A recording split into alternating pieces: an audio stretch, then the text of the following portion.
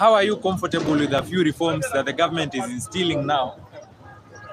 Firstly, that is an admission by the government that they were administering the country wrongly. Because if they were administering the country rightly, then there would be no reason for reforms. If they were doing the right thing, there would be no reason for change. So to that group, I'm appealing to them to join us. Those among us from the start who are pushing for the unseating of Ruto, we want him gone. And not unconstitutionally, constitutionally of course, through protest, through an impeachment motion, either on grounds of incapacity or on the other grounds I've forgotten. The Constitution provides 2 ways on which a president can be removed constitutionally from office. Article 144 and Article. We are pushing for that. So we are on the street today because we want Ruto gone. He had a chance to fix this country in 2022 when he was entrusted with votes. We are not sure about whether he won or not, but he is the president. So Ruto was given a golden opportunity to transform this country into a safe haven for all of us, regardless of your religion, regardless of your tribe, regardless of your ethnicity, and he did not change that. He has squandered that opportunity, and because he has, we are here to remind him that we are tired of him and we want him happy. Those of us who did not support him and who know him for who he is, since his days since his days with Kibaki, since his days with Raila, are not comfortable with him as president. We cannot entrust him to transform Kenya into the haven we want. We cannot entrust him. We cannot entrust him to finish corruption. We cannot entrust him to put an end to politics of tokenism, the patronage politics of clientelism. We cannot entrust him to bring an end to tribalism. Because as you've seen, his appointments are tribal.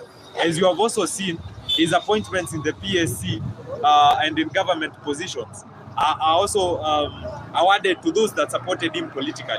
The politics of tokenism we would want to put, because people like Aisha Jumwa had graft cases before they were appointed to cabinet. He still appointed them. Same as Mithika Linturi. The court has recently suspended Anthony Mwaura, the current KRA chairman, who was still, I think, a member of, not a member, I think he was an official in the UDA party. So he merely transferred him from the UDA party to run the country's affairs, to run the country's affairs in KRA. The court ruled that it was an illegality to appoint Anthony Mwaura as KRA chairman or for any other position for that matter, while he was still facing ground charges in accordance with the Anti-Corruption and Economic Crimes Act.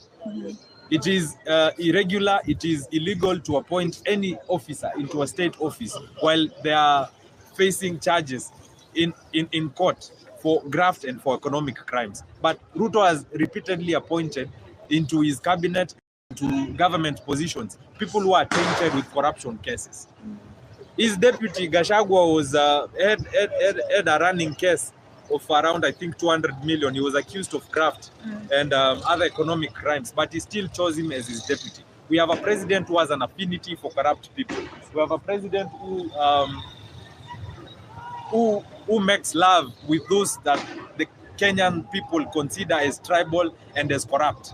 So we cannot have such a person as a leader, such a person as our president. A president is supposed to be a symbol of unity. A president is supposed to unite the country for a cause. A president is supposed to lead the country to prosperity. What prosperity can we achieve with tribalism? What prosperity can we achieve with graft and corruption? What prosperity can we achieve with politics of tokenism? With no meritocracy. Systems don't work here in this country. So what can we achieve? What progress can we achieve as a country? Okay, thank you. What's your name? My name is James Mulamba. Oh, okay.